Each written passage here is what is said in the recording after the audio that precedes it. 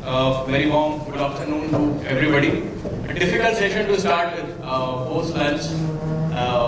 I think some of you might have some heavy dessert, so you might be feeling a little bit sleepy as well. But we will keep it discussing, we will keep it live, and we will keep it warm. To start with, I think it's important for all of us to understand what kind of audience do we have in the session today. So I'll run a quick poll, just raise your hands up if you belong to any of this particular work stream. Okay, so I'll give the work stream earlier so that you can understand. First is from data engineering side, data engineering, data acquisition, data transformation, that is one stream. Another is on model building machine learning models, logistic regression models, ML, deep learning models, things like that. Another one is on the governance, infosec, legal, infra, or you can call any type of support function. So that is my third category. And the fourth category that I have is you belong to all of them, you do everything of that sort, or you do none of that sort. So that's my fourth category. Okay. So the first category, just to understand what kind of audience we have, people who are very heavy, 60-70% of time they dedicate on data engineering, data transformation, data acquisition. How many people of this particular group we have from data engineering side? Okay, so just look around 10-15%. Okay. People who are from model building, model development, ML models, LR models, any kind of model development activity, another 15% of set. Okay. People who are from support functions, maybe from governance activities, infosec, legal, infra, anything like that of that sort. Okay. 1, 2, okay. And people who do all of them or none of them. ऐसे कितने लोग हैं हमारे पास आज? Okay, around 10-15% here as well. And how many of you have experience of around, let's say, 0 to 5? 0 to 5 years, total experience from afterwards, 0 to 5 years, okay? 5 to 15 years of experience. Okay, the most of the crowd is from that, okay? 15 plus. Oh, we have pretty decent ground. So, good mix-up. I think we have a decent mix-up. People who are from data, who understand the technology quite well, who are using data to create models, and I think we will start our session from there. The topic is quite good, cloud data management, and when I was discussing with all of them, we thought that this topic can go for a pretty long time. So we will have around 30-35 minutes of session and we will have 10 minutes of Q&A afterwards. We will start with that. Once the journey starts, okay, once the organization decides that we need to do a migration on the cloud environment, what kind of leadership support is it needed from the organization's leadership, and how good or bad or how important or non-important is that kind of support that is needed for any cloud data migration activity that we do. Okay, so my question is to you, Lilopal, that what kind of leadership support have you seen in the past? What kind of importance has it played in a particular migration activity, and how that has helped you?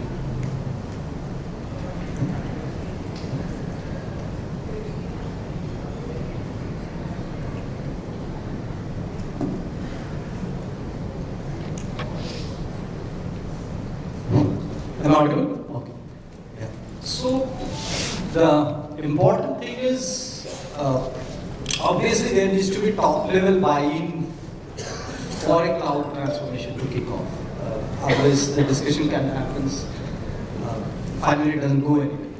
So in most of the organizations these days, I think leadership is well aware that there is a future with cloud. So in terms of directional buy-in, it's there. Okay. However, broadly there are three things which leadership looks at before concluding. Yes, we can go ahead.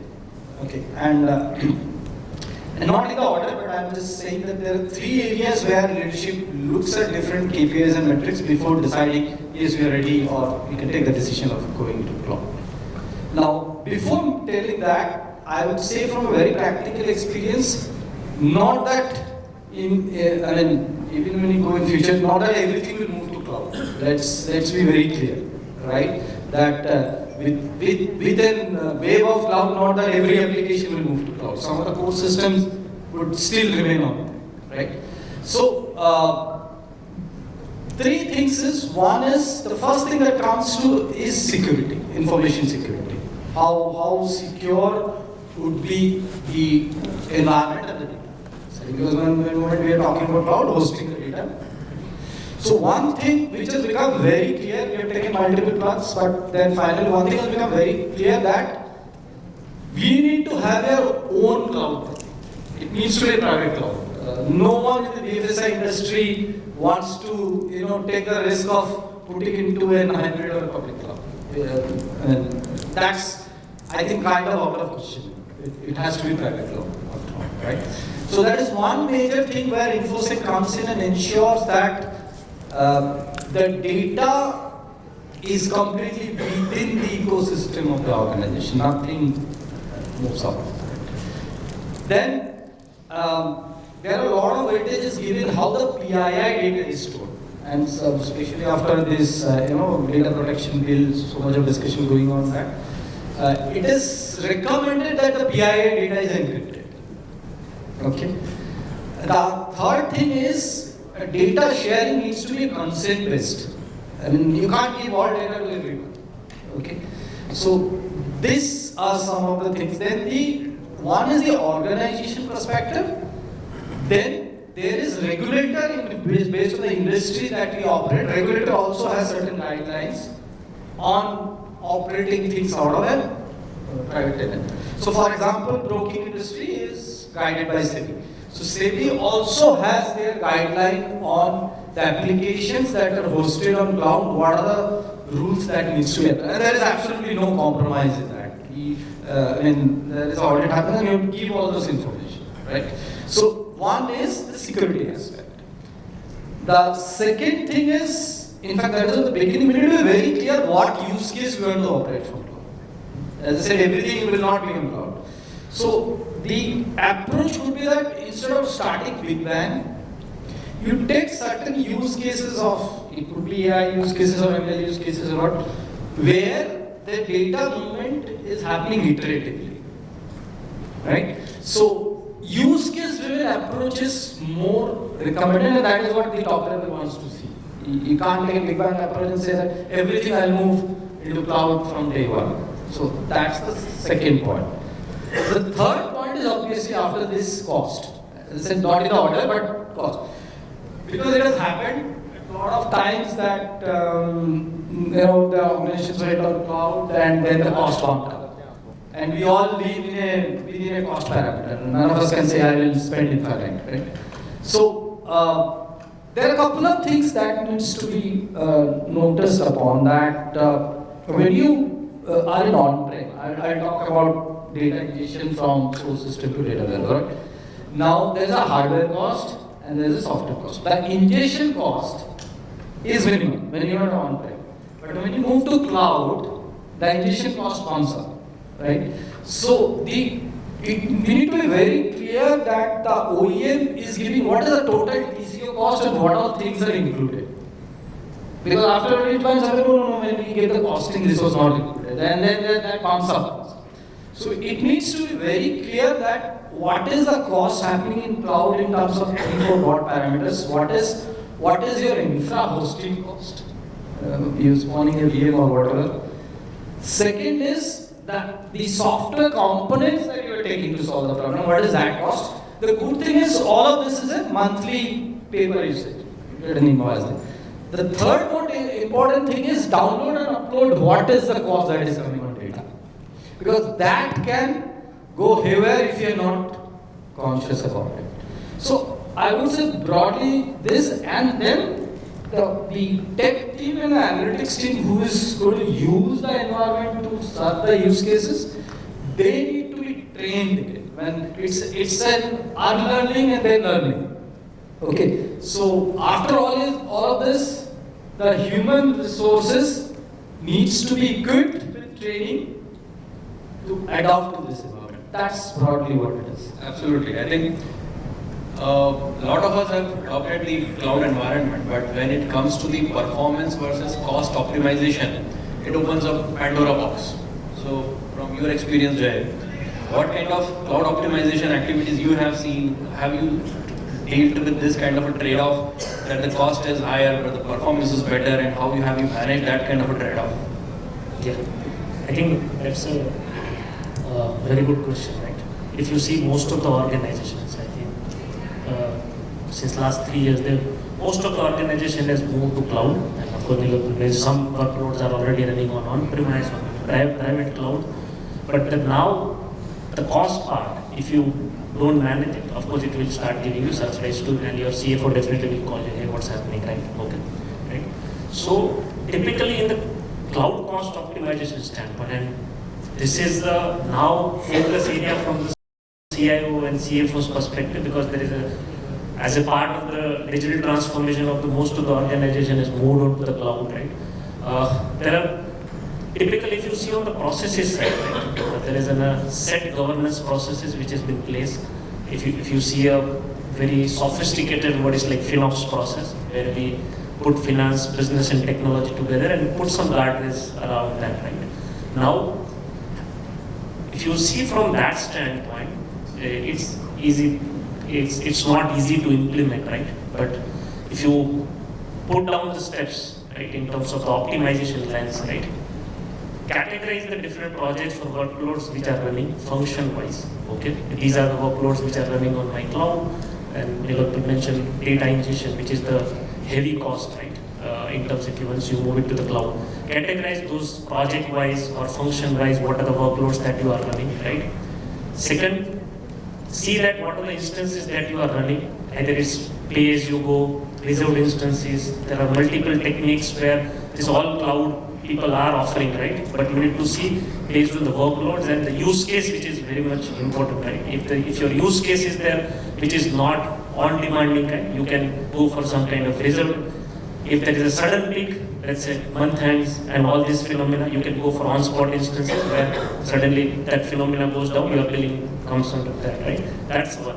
Second, the key point is, I think, the cloud bursting techniques, right? Which I spoke about, the different instances part and everything. And there are different tools which I think all cloud tools has started, like in terms of the cost management.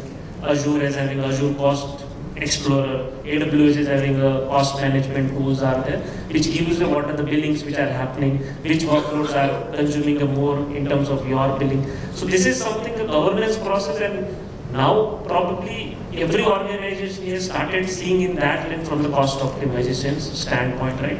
And that is the top, I would say, and if you see the most of the research found that's the top now in the top 5 initiatives from the CIO and CFO perspective as they move forward or they continue transforming in terms of their organization, maybe they're tech savvy or digital native companies, right? So that's what from the optimization standpoint. And of course, we all have now a next level challenge, right? In terms of the cloud infrastructure standpoint, the another animal, generative AI, right? It is going to open another Pandora box. So this is very much important from that standpoint. Right? Absolutely, absolutely. So, Suraj, from your experience from the entertainment industry, from Z5, what kind of activities have you seen on the cloud optimization front? How have you offset the performance versus cost battle? I think it's a battle that always goes on. Yeah. The size, see, it's all dependent on the size what you operate. Okay. So recently we have done we have migrated from AWS to GCP completely. Okay. So when we say completely means A little near.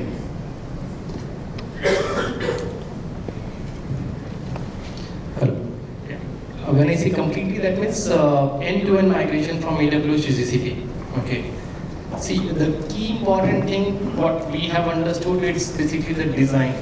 Okay. What are the key constraints you have to take? So some 5 years, 10 years back, where we have seen cost is one of the consideration, but there are different non-functional requirements like performance, security, privacy, those things are there. But now they are the norms. Okay.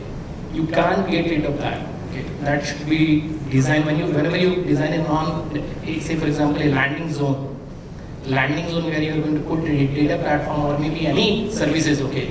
You have to design it, and there should be an org policy very high level, very top of that. Okay. And that will be defined not for one service, but for all services including data platform. Okay. And the vision should be for a long term, obviously, Gen AI, model building, those things what you're talking about, correct? But this thing should be thought through at very initial. because every inch of this planning, okay, that will help you to mitigate the cost.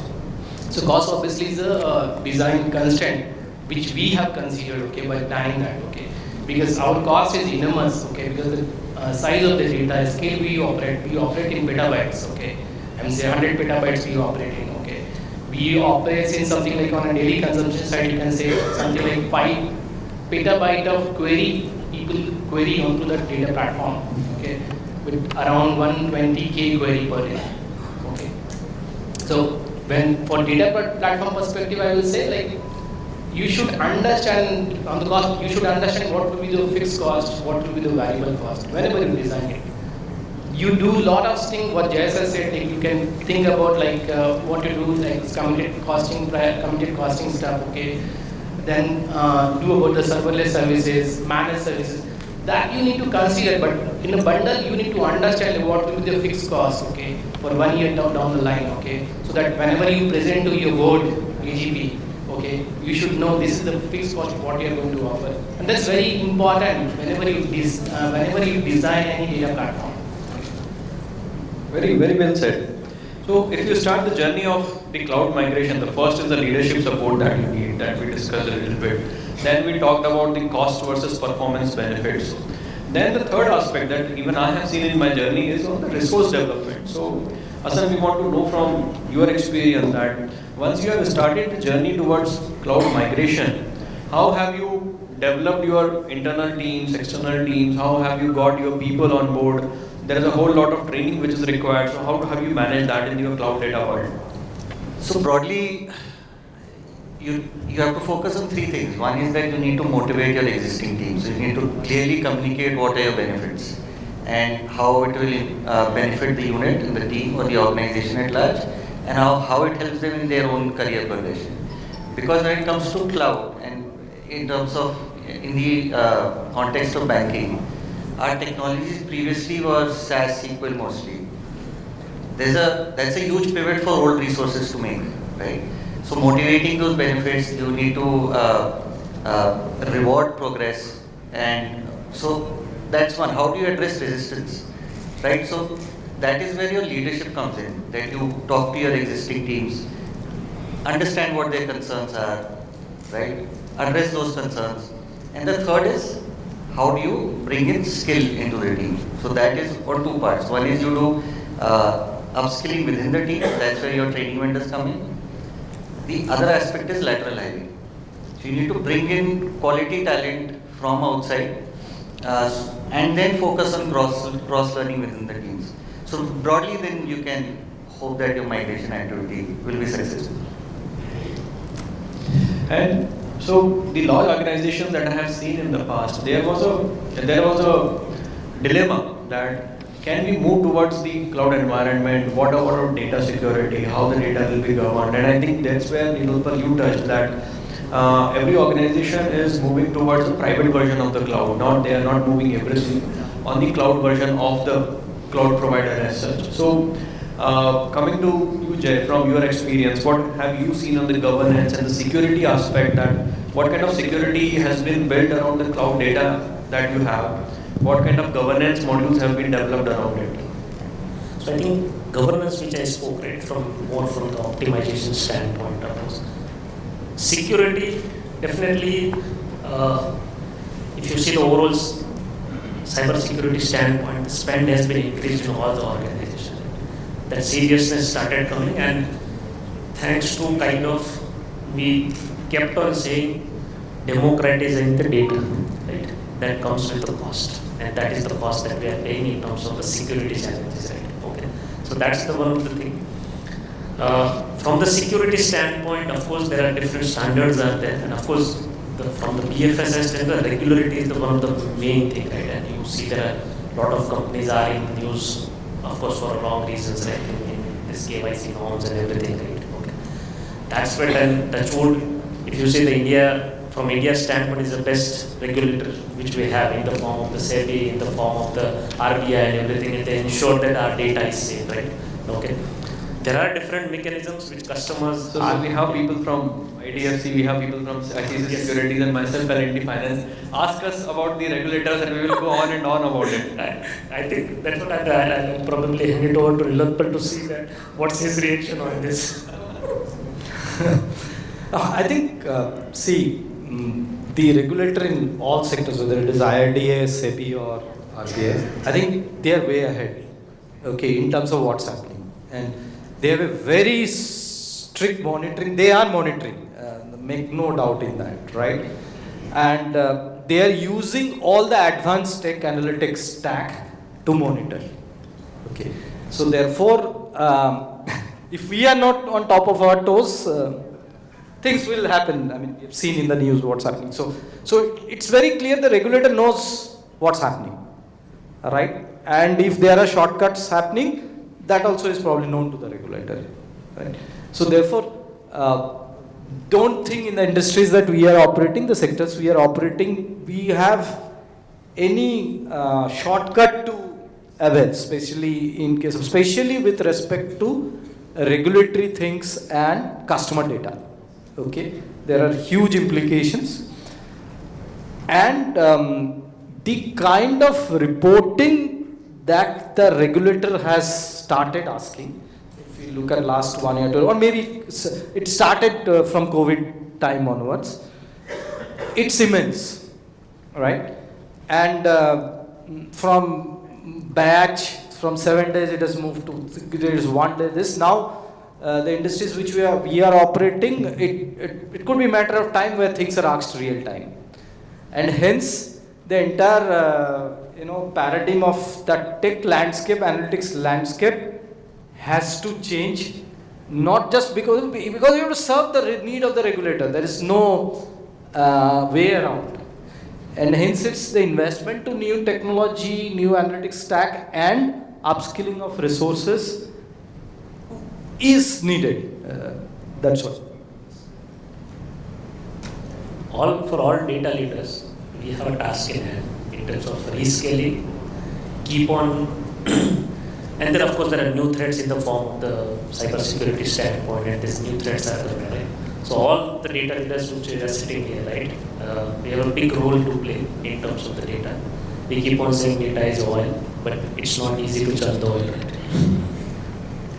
Asan, from your experience, coming from the banking industry, what you have seen in the terms of governance, data security, information security on the cloud data environment? I'll speak on the topic from a more consumption point of view, right? Since I come from an analytics background, we are the ones who consume or use cloud technology and the data that has been migrated. Usually what I've seen is that data governance from a quality check perspective, from an integrity perspective becomes very important. A lot of times banks have migrated data, assume that it has been accurate, but then later during hygiene checks and quality checks, they see that the accuracy is not there. So you need very strong governance, a very focused DE team, a leadership which is very focused on that aspect as well, to ensure that the data that gets migrated is of high quality, because you are making recommendations to your stakeholders based on that. So from an analytics point of view, that's I think one of the most important things. Absolutely.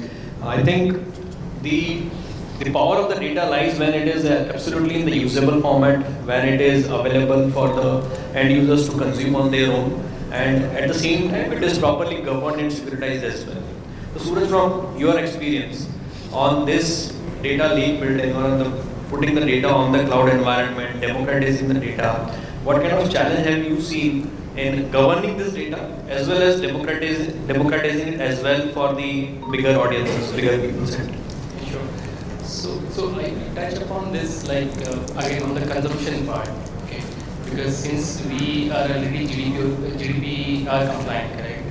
So the thing is we need to adopt that automation, okay, to make sure GDPR should be in place. See, it's always easy for adopt anything, okay. The pain is very huge to maintain it, okay.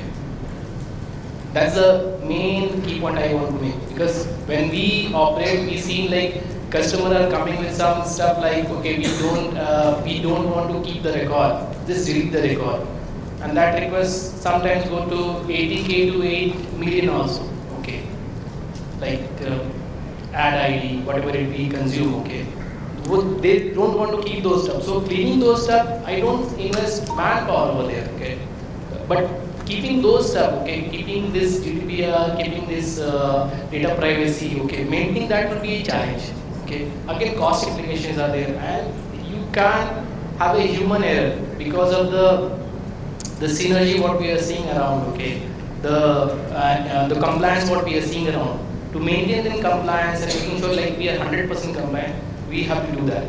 And that's what I said, like to keep data democratization as well as for maintaining this compliances, okay, there's a heavy investing in automation. Okay. Without that, I think like media world, I think it won't be possible. Okay. You can't do by people can't do that, okay. People are inefficient to do that. I have to say that, but that's how it is right now.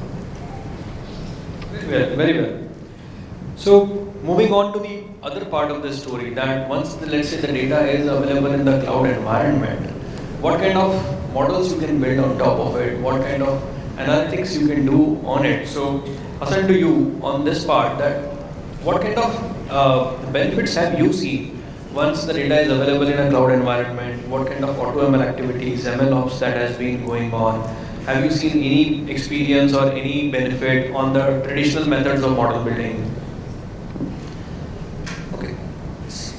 So what cloud does is it brings in better data management and data integration, right? That helps you on scalability and flexibility later on. Now, usually your data is in silos, but what cloud does is it breaks those silos and brings in all together. Also, you have real-time data pipelines which unlocks a certain, there's a value unlocking that happens there from an analytics POV, right? What I've seen is the opportunities for analytics in cloud are phenomenal. You can have the advantages that we saw in digital analytics through Adobe, etc., where we could deploy a model, get real-time insights, and then do a decision making.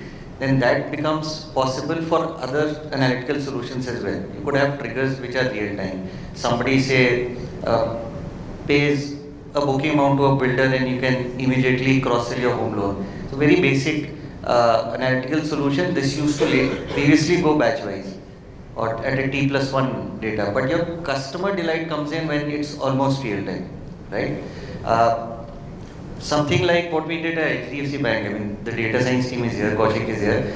A tool which, analyzes your transactions, picks up transaction narrations which humanly may not be possible, and then adds that incremental delight, to your predictive modeling which is happening there. That gets fed into your prescriptive analytics as well. Developing models, a number of models in a very, very short time to market. So these are the advantages that you get. So your focus as a data science team, where model building was a 2-3 week affair, 4 week affair, then you start focusing on other things, where you build a predictive model, but then you start focusing on prescriptive analytics, and then other areas where analytics can add value for your organization.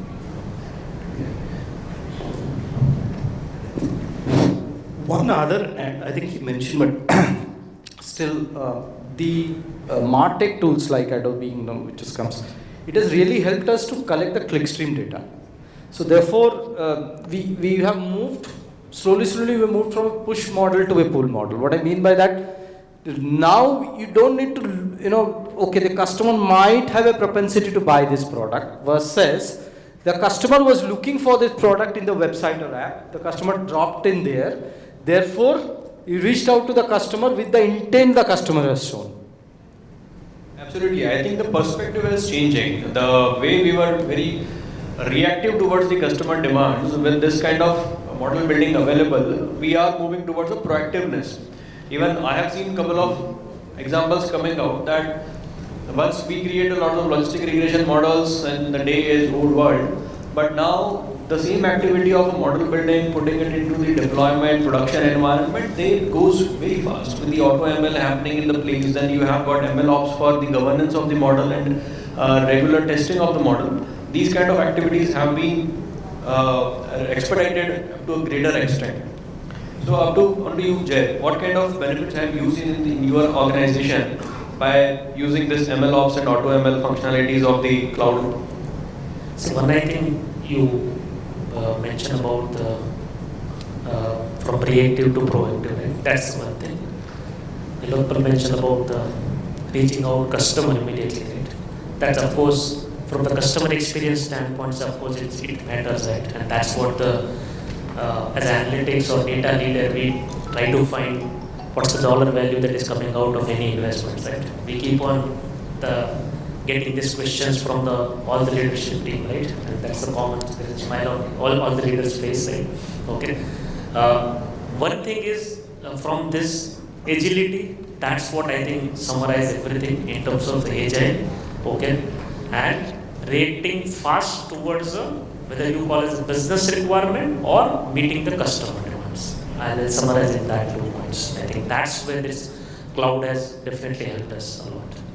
Absolutely, totally agree. And I think these days, no panel discussion or no session in analytics would be complete if we don't talk about LLMs or large language models or Gen AI. So I'll start with you, Suraj. Okay. What kind of activities are happening in the organization on Gen AI front or utilizing LLMs for the organizational benefit? So like I go with the use case because the media domain is completely impacted from this Gen AI. Okay, and so you are seeing. Is he audible towards the end as well? Can you hear it properly? Yeah. So media is completely impacted through this Gen AI. You guys are seeing like a lot of like Sora is coming, creating a lot of videos, 1 minute videos. Okay, images coming. Lunar has came. Okay, Gema has came, which can do translation. We are also doing a lot of stuff over there. Okay, like nowadays subtitling, say for example, the movies what you are seeing. Okay, subtitling are automated. Okay, the dubbing what you are seeing. To some extent, that is also automated. And those are happening through this video index. Essentially, those models which is already available in the cloud. On top of that, it's the data. So again, like when we talk about this Gen AI, it's all about your data. Okay. The only thing is again we need to be very responsible while using this data. We should not throw this data away to this LLM. That's very crucial to understand. So, and because it's your proprietary data, if you throw that, basically you are throwing your revenue. Okay, that's how it is.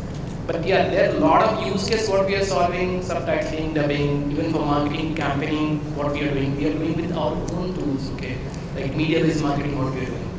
So, and even we have built like few, and so we are trying like foundational models, okay, to generate music also.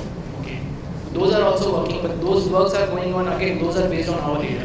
Okay, we are tuning the entire model. We are but the thing is like 6 months back to 8 months back, like our strategy is very different. We are thinking to pre-train that. Okay, that has been evolved over a period of time. Now we're building nano models to solve this problem. But yeah, a lot of things is happening, and this space is changing very dynamically. Okay? At least for media, what we are observing right now, and I think. It's not escape from anybody. Everybody has seen that now.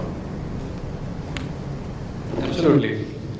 Just to specify a couple of use cases. So, what Gen AI helps you is to bring in, at least one aspect is to bring in efficiency in the system, right? Something as simple as analyzing the salary slips when somebody is being hired, whether they are, correct or not, or is it a fake salary slip? When you're doing a video KYC of a customer, your Gen AI models can analyze that video and say whether the information that is being correct based on the facial expressions of the person who's speaking, is it correct or not? Is the customer lying? A, and B, is it the same person whose photo you see in the government ID? So, just 2 specific use cases. Absolutely. Nilotpal, anything that you wanted to share with us? No, we spoke about the organization. All of us as an individual can use Gen AI. Okay, So if you use Microsoft Bing as a browser, okay, because see the whole thought of AI is to consumerize. If it remains with pockets, probably how does it impact in day-to-day life will never be understood. So that's what. So you can actually install a Copilot app on your mobile. It is integrated with ChatGPT 4. I have it installed, and you start asking questions, right? So as an individual in our day-to-day life, GenAI is now getting embedded. Absolutely. So it's not only for the enterprises, but I think what you are focusing on, that the models are available for the individual consumption also. Anything, Jay, from your experience that you wanted to add on? I think there are a lot of use cases I think all panelists have spoke about. We are working with one of the automotive company to design a new car with the help of the stable diffusion models. Okay, how the new designs can be transformed on the car models and all, right? Numerous use cases are there. It's touching across the value chain. If you see, there is no function has been left out. No function, I would say. If you see the generative AI, right? For all the leaders, the question is, again, how will you further democratize this generative AI and bring the value out of it, right? That question remains because in terms of the kind of infrastructures, these LLMs are infra hungry, data hungry and all, right? And there is a continue to be a question in everyone's mind about the data security from the LLM standpoint, right? Some of the puzzles still needs to be sorted out. Everyone has moved from probably POC to pilots, or maybe they started in some form. Can I test the water in generative AI, right? In the organization, in some form or shape or in the functions, okay? But whether we like it or not, this wave is real. That's what I want to say. Absolutely. Even I have seen a couple of peers in the industry, in the BFSI sector where we operate in, is either they are at a POC stage or they are at the pilot stage. They want to test how it runs in parallel in the production systems, what are the performance, and then again the regulatory aspect that comes along with it. There is a customer's privacy that needs to be managed. If you are doing something on the video KYC, if you are doing anything on the customer's salary statements, bank statements, all those aspects are also being taken care of. Absolutely. Most of the organizations, the approach that they're taking or we are taking is, can we find out use cases which are not customer facing internally, but it does an optimization, and then you test the water internally with the system. And then when it starts working out, you get confidence, then you look at customer specific use case. And I think that's where the importance comes in the content development. I think every organization that is picking up the Gen AI is towards the content management as well as the development of the marketing content. Please, Suraj. One more thing is there, like any LM solution, if you are seeing right now in the world, okay, which is productionized, okay, human feedback is always there.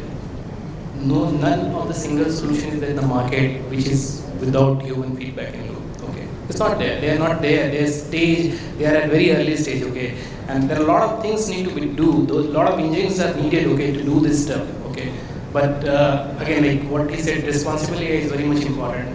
Keep what you are sending out, what you are consuming. We can't, like, people are using, I think, OpenAI for queries and all, okay? I say all people are data analysts here, okay? They are literally using it. You might have seen like LM hallucinate most of the time, okay? They don't have embedded knowledge. So definitely we need to do a lot of stuff. But this is nascent stage, but it's good to adopt, good to learn, good to move with that. Absolutely, yep. So with that, I think we come to a conclusion or towards the end of the panel discussion, but we will have still some time left, and we have kept the time honestly for you guys. So if you have any questions that you want to ask from this forum, any one of us, please raise your hand. We'll have mic. We have extra mics. We'll use these mics. Any questions that anybody has?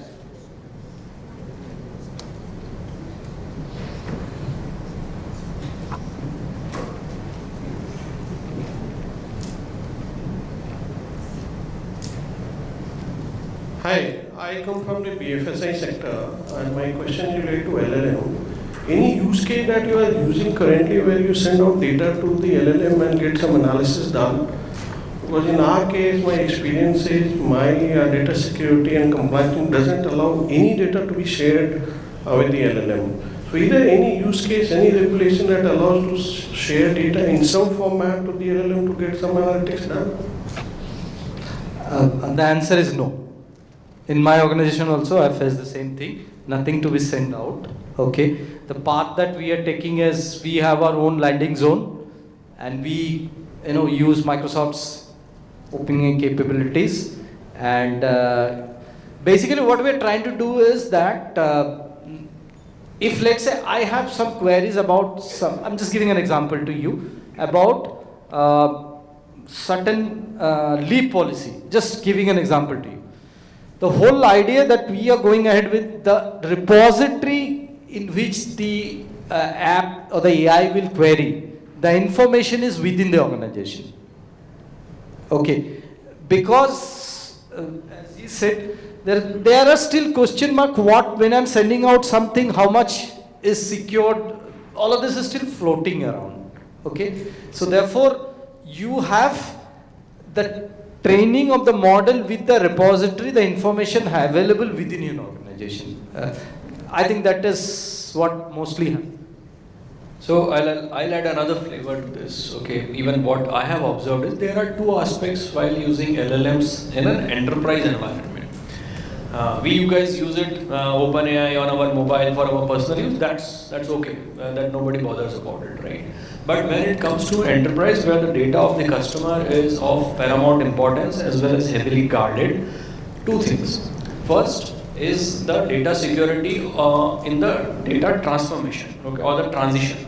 When the data is moving towards the LLM, which is hosted on somebody else's environment. Another is on the data storage. When the data is moving there, as well as they store the data, do analysis and give you the result back. First, LLM does not store the data. Okay, that's the confirmation that you need to have from the enterprise body of that LLM development team, that they are not storing. Till the time they are not storing, you are good to go. Again, another doubt comes, how are you securitizing the data which is in transmission? Okay, so those things, if the LLM is within the enterprise network that you have, either they give you a deployment or they open a separate path for you where your InfoSec is supportive of that kind of data transformation or data transmission, you are good to go ahead. Even we have done some internal POCs on that and we have got a green signal for those things. But these two aspects are the most critical ones that you need to take care of. Okay, one follow-up question is, does the LLM provider give confirmation that your data will not be used to further train the LLM?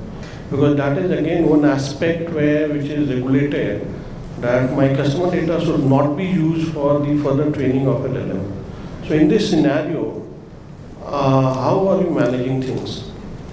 So, should I answer? Yeah, they mention in their policy like they don't share it, okay. But even though like it's I think again psychology, okay, organization psychology, industry psychology, okay, it's dependent on that. But they mention that they won't share it. But I think again like we have seen lot of like last year also we have seen like for ChatGPT, New York Times have banned that, correct? OpenAI. So we have seen that they are using their data. They have trained all the data from the Wikipedia, and they are saying like they are training the data on the public data. But although public data is not actually public data, you can't use freely, correct? So that's the whole thing which is going on. So I think system is not that much mature enough to understand that, okay? So I think it's always take a step back, understand the system, understand your requirement, then look forward, okay? That's I will say. Otherwise what will happen, like they can claim everything, but again otherwise they have everything. I will say, again, like I might contradict it here, but you can say Microsoft, okay, they don't have any fraternity with the media domain, but they have built the Sora, correct? Questions are coming, I am seeing, this is not my questions are coming in the forum, like how they have created a video-based LLM with the Sora. From somewhere they got the data, correct? So these are the things we need to definitely look into, and we need to take a step back and decide like what is the, in a responsible way, how we should move forward, okay? And definitely it is adding value, everybody is seeing that, okay? But there is always a risk associated with that. Right. Another, just of course of course security concern, under the name of proprietary, no one knows what they are doing. Okay, the proprietary word has been used in a different way. It's very used in a convenient way. Suppose today, if you go into, let's say, any stable diffusion website, you put the prompt and you create the image. No one knows who owns the IP of that image, right? No one knows. Okay, so there are a lot of unanswered questions are there, okay, but everyone is trying, that's why everyone is testing the water. If you have a security so much concern, download the open source models, put it on on-premise infrastructure and do that. But again, as I mentioned, these are all infra-heavy models. So you need to take a call, security versus the cost that I am going to incur. But that's the most safest option. Download the open source models like Llama 2 and all, put it on your on-premise, buy NVIDIA GPU cards and do that. I think that's the most safest option. Great. Thank you. Thank you so much. We would like to continue this conversation outside later on as we are running out of time. So thank you so much to all our speakers. Let's give them a big round of applause for this insightful discussion.